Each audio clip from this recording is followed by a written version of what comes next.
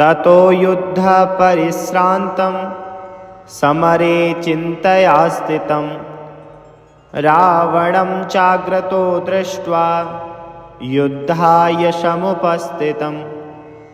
दैवतेश्च समागम्य द्रष्टुमभ्यागतो रणम् उपागम्याब्रवीद्रामम् अगस्त्यो भगवान् ऋषिः राम राम महाबाहो शृणु गुह्यं सनातनं येन सर्वा नरीन् वत्स समरे विजयिष्यसि आदित्यहृदयं पुण्यं सर्वशत्रुविनाशनं जयावहं जपे नित्यम् अक्षय्यं परमं शिवम् सर्वमङ्गलमाङ्गल्यं सर्वपापप्रणाशनं चिन्ताशोकप्रशमनम् आयुर्वर्धनमुत्तमम् रश्मिमन्तं समुद्यन्तं देवासुरनमस्कृतं पूजयस्व विवस्वन्तं भास्करं भुवनेश्वरं सर्वदेवात्मको ह्येष तेजस्वी रश्मिभावनः एष देवासुरगणान् लोकान् पाति गभस्तिभिः एष ब्रह्मा च विष्णुश्च शिवः स्कन्दः प्रजापतिः महेन्द्रो धनदः कालो यमः सोमो ह्यपाम्पतिः पितरो वशवः साध्या यश्विनौ मरुतो मनुः वायुर्वहनी प्रजा प्राणः ऋतुकर्ता प्रभाकरः आदित्यः सविता सूर्यः खगः पूखा गभस्तिमान् सुवर्णसदृशो भानुः हिरण्यरेतादिवाकरः हरिदश्वः सहस्रार्ची सप्तसप्तिर्मरीचिमान् तिमिरोन्मथनः शम्भो त्वष्टा मार्तण्डकोऽसुमान् हिरण्यगर्भः शिशिरः तपनो भास्करो रविः अग्निगर्भोदिते पुत्रः शङ्खाशिशिरनाशनः व्योमनाथस्तमो भेदे ऋग्यजुः सामपारगः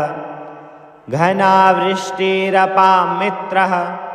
विन्ध्यवीथिप्लवङ्गमः आतपे मण्डले मृत्युः पिङ्गलः सर्वतापनः कविर्विश्वो महातेजा रक्तः सर्वभवोद्भवः नक्षत्रग्रहताराणाम् अधिपो विश्वभावनः तेजसामपि तेजस्वी द्वादशात्मन्नमोऽस्तु ते नमः पूर्वाय गिरये पश्चिमायाद्रये नमः ज्योतिर्गणानां पतये दीनाधिपतये नमः जयाय जयभद्राय हर्यश्वाय नमो नमः नमो नमः सहस्रांशो आदित्याय नमो नमः नमः उग्राय वीराय शारङ्गाय नमो नमः नमः पद्मप्रबोधाय मार्तण्डाय नमो नमः ब्रह्मेशानाच्युतेशाय सूर्यायादित्यवर्चसे भास्वते सर्वभक्षाय रौद्राय वपुषे नमः तमोघ्नाय हिमग्नाय शत्रुघ्नायामितात्मने कृतघ्नाय देवाय ज्योतिषां पतये नमः तप्तचामीकराभाय वह्नये विश्वकर्मणे नमस्तमोविनिघ्नाय रवये लोकसाक्षिणे नाशयत्येष वैभूतं तदेव सृजति प्रभु पायत्येष तपत्येष वर्षत्येष गभस्तिभिः एष सप्तेषु जागर्ति भूतेषु परिनिष्ठितः एष एवाग्निहोत्रं च फलं चैवाग्निहोत्रिणां वेदाश्च क्रतवश्चैव क्रतूनां फलमेव च यानि कृत्यानि लोकेषु सर्व एष रवि प्रभु एनमापत्सु कृच्छ्रेषु कान्तारेषु भयेषु च कीर्तयन् पुरुषः कश्चिन् नावशीदति राघवः पूजयश्वैनमेकाग्रः देवदेवं जगत्पतिम् एतत्त्रिगुणितं जप्त्वा युद्धेषु विजयिष्यसि अस्मिन् क्षणे महाबाहो रावणं त्वं वधिष्यसि एवमुक्त्वा तदागस्त्यो जगाम च यथागतम् एतच्छ्रुत्वा महातेजः नष्टशोको भवत्तदा धारयामास सुप्रीतः राघवः प्रयतात्मवान् आदित्यं प्रेक्ष्य जप्त्वा तु परं हर्षम् अवाप्तवान् तिराचम्य शुचिर्भूत्वा धनुरादाय वीर्यवान् रावणं प्रेक्ष्य हृष्टात्मा युद्धाय समुपागतम् सर्वयत्नेन महता वदे तस्य धृतोऽभवत् ततो युद्धपरिश्रान्तं समरे चिन्तया स्थितं रावणं चाग्रतो दृष्ट्वा युद्धाय समुपस्थितं दैवतेश्च समागम्य द्रष्टुमभ्यागतो रणम् उपागम्य ब्रवीद्रामम् अगस्त्यो भगवान् ऋषिः राम राम महाबाहो शृणु गुह्यं सनातनं येन सर्वा नरीन् वत्स समरे विजयिष्यसि आदित्यहृदयं पुण्यं सर्वशत्रुविनाशनं जयावहं जपे नित्यम् अक्षय्यं परमं शिवं सर्वमङ्गलमाङ्गल्यं सर्वपापप्रणाशनं चिन्ताशोकप्रशमनम् आयुर्वर्धनमुत्तमम् रश्मिमन्तं समुद्यन्तं देवासुरनमस्कृतं पूजयस्व विवस्वन्तं भास्करं भुवनेश्वरं सर्वदेवात्मको ह्येष तेजस्वी रश्मिभावनः एष देवासुरगणान् लोकान् पाति गभस्तिभिः एष ब्रह्मा च विष्णुश्च शिवः स्कन्दः प्रजापतिः महेन्द्रो धनदः कालो यमः सोमो ह्यपाम्पतिः पितरो वशवः साध्या यश्विनौ मरुतो मनुः वायुर्वहनी प्रजा प्राणः ऋतुकर्ता प्रभाकरः आदित्यः सविता सूर्यः खगः पूखा गभस्तिमान् सुवर्णसदृशो भानुः हिरण्यरेतादिवाकरः हरिदश्वः सहस्रार्ची सप्तसप्तिर्मरीचिमान् तिमिरोन्मथनः शम्भो त्वष्टा मार्तण्डकोऽसुमान् हिरण्यगर्भः शिशिरः तपनो भास्करो रविः अग्निगर्भोदिते पुत्रः शङ्खशिशिरनाशनः व्योमनाथस्तमो भेदी ऋग्यजुःसामपारगः घनावृष्टिरपां मित्रः विन्ध्यवीथिप्लवङ्गमः आतपे मण्डले मृत्युः पिङ्गलः सर्वतापनः कविर्विश्वो महातेजा रक्तः सर्वभवोद्भवः नक्षत्रग्रहताराणाम् अधिपो विश्वभावनः तेजसामपि तेजस्वी द्वादशात्मन्नमोऽस्तु ते। नमः पूर्वाय गिरये पश्चिमायाद्रये नमः ज्योतिर्गणानां पतये दीनाधिपतये नमः जयाय जयभद्राय हर्यश्वाय नमो नमः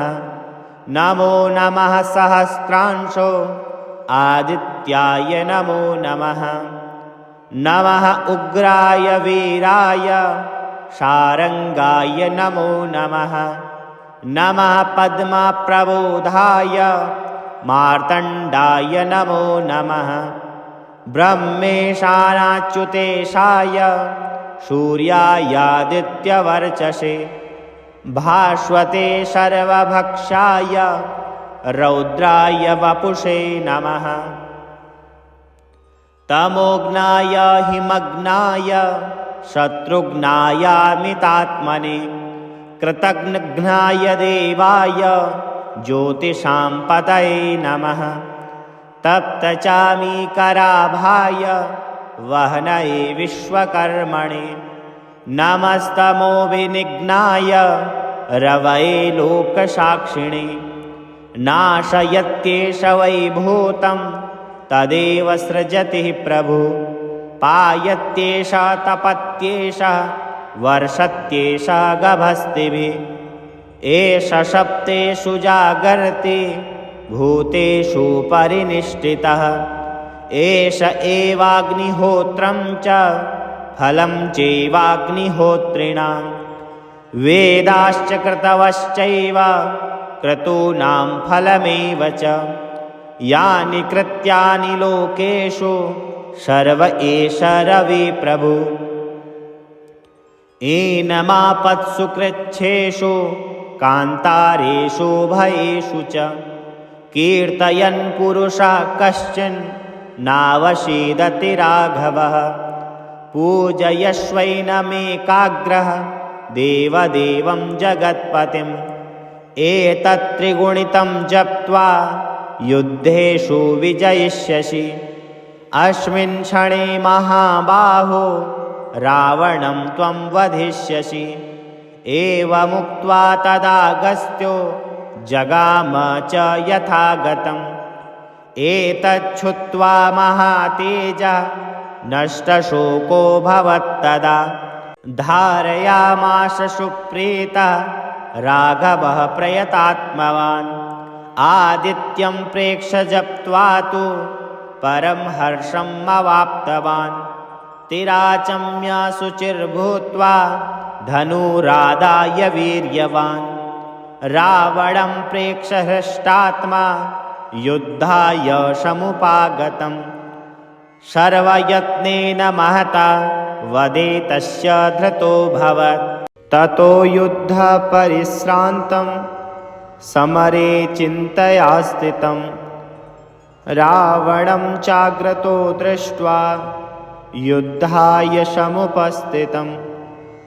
दैवतेश्च समागम्य द्रष्टुमभ्यागतो रणम् उपागम्य ब्रवीद्रामम् अगस्त्यो भगवान् ऋषिः राम राम महाबाहो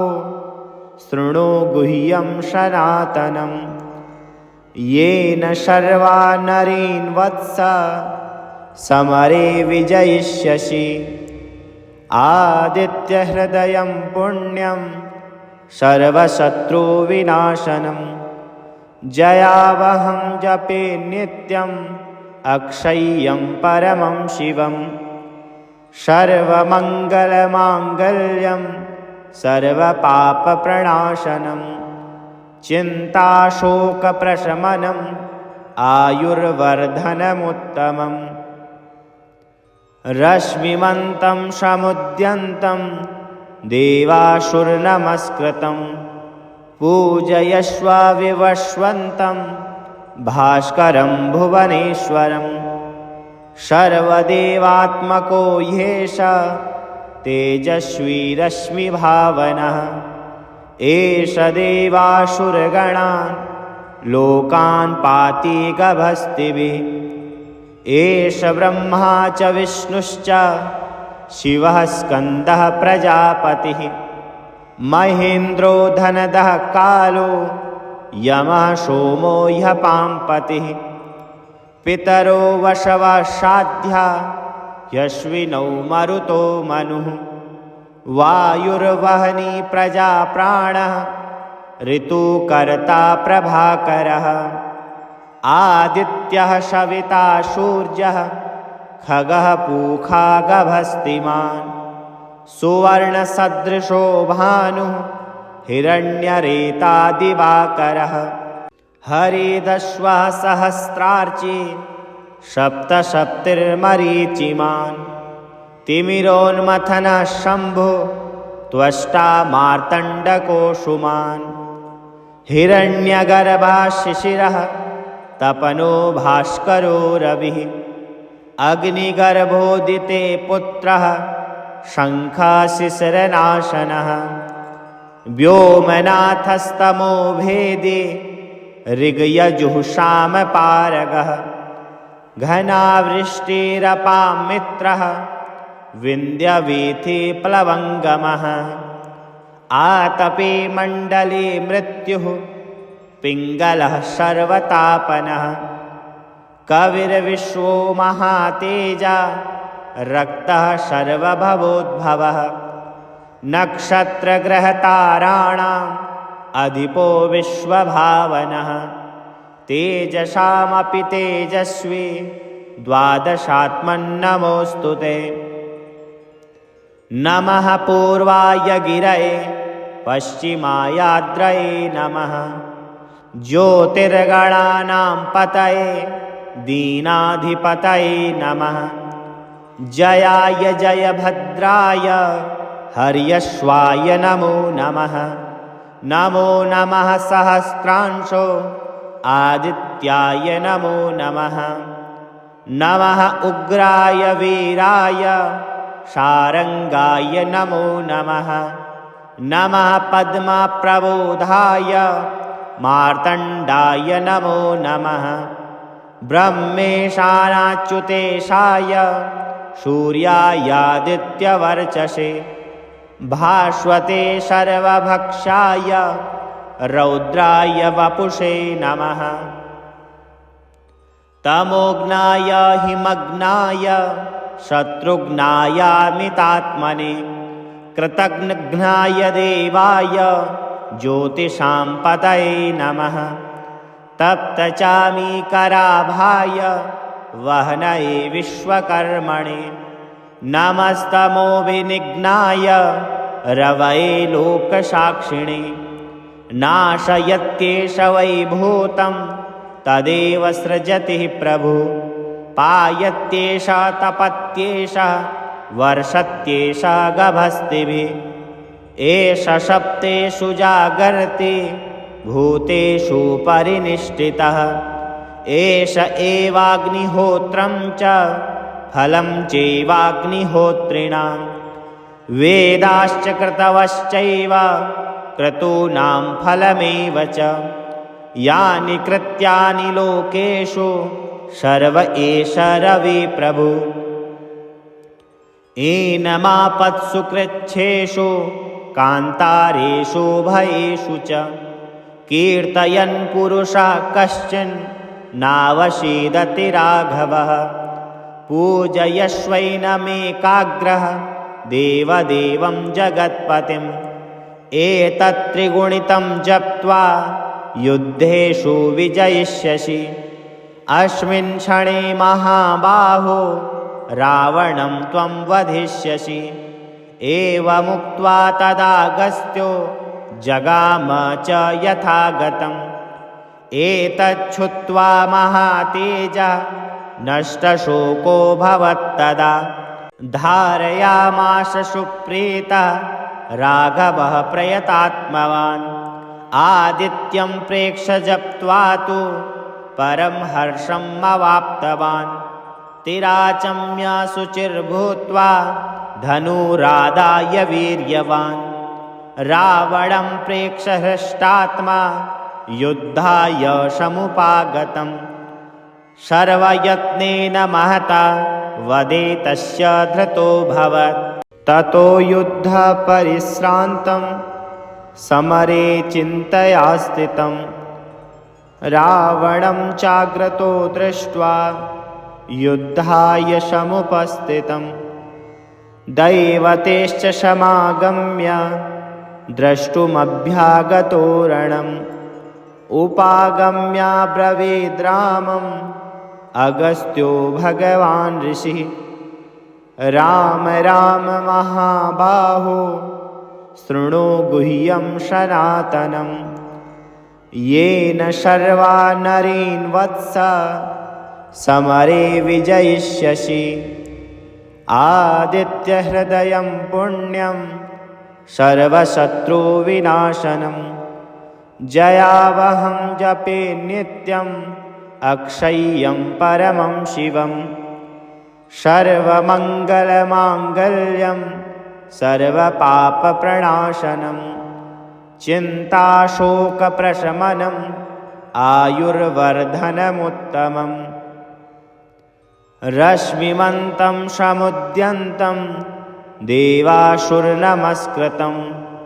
पूजयस्व विवस्वन्तं भास्करं भुवनेश्वरं सर्वदेवात्मको ह्येष तेजस्वी रश्मिभावनः एष देवासुरगणान् लोकान् पाति गभस्तिभिः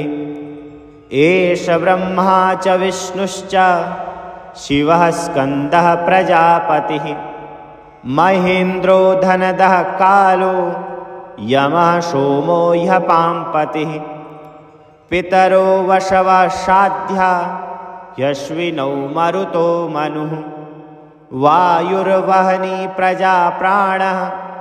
ऋतुकर्ता प्रभाकरः आदित्यः सविता सूर्यः खगः पूखा गभस्तिमान् सुवर्णसदृशो भानुः हिरण्यरेतादिवाकरः हरिदश्वः सहस्रार्ची सप्तसप्तिर्मरीचिमान् तिमिरोन्मथनः शम्भो त्वष्टा मार्तण्डकोऽसुमान् हिरण्यगर्भः शिशिरः तपनो भास्करो रविः अग्निगर्भोदिते पुत्रः शङ्खशिशिरनाशनः व्योमनाथस्तमो भेदी ऋग्यजुःसामपारगः घनावृष्टिरपां मित्रः विन्ध्यवीथिप्लवङ्गमः आतपे मण्डले मृत्युः पिङ्गलः सर्वतापनः कविर्विश्वो महातेजा रक्तः सर्वभवोद्भवः नक्षत्रग्रहताराणाम् अधिपो विश्वभावनः तेजसामपि तेजस्वी द्वादशात्मन्नमोऽस्तु ते नमः पूर्वाय गिरये पश्चिमायाद्रये नमः ज्योतिर्गणानां पतये दीनाधिपतये नमः जयाय जयभद्राय हर्यश्वाय नमो नमः नमो नमः सहस्रांशो आदित्याय नमो नमः नमः उग्राय वीराय शारङ्गाय नमो नमः नमः पद्मप्रबोधाय मार्तण्डाय नमो नमः ब्रह्मेशानाच्युतेशाय सूर्यायादित्यवर्चसे भास्वते सर्वभक्षाय रौद्राय वपुषे नमः तमोघ्नाय हिमग्नाय शत्रुघ्नायामितात्मने कृतघ्नाय देवाय ज्योतिषां पतये नमः तप्तचामीकराभाय वह्नये विश्वकर्मणे नमस्तमोभिनिघ्नाय रवये लोकसाक्षिणे नाशयत्येष वै भूतं तदेव सृजति प्रभु पायत्येष तपत्येष वर्षत्येष गभस्तिभिः एष सप्तेषु जागर्ति भूतेषु परिनिष्ठितः एष एवाग्निहोत्रं च फलं चैवाग्निहोत्रिणां वेदाश्च क्रतवश्चैव क्रतूनां फलमेव च यानि कृत्यानि लोकेषु सर्व एष रविः प्रभु एनमापत्सु कृच्छ्रेषु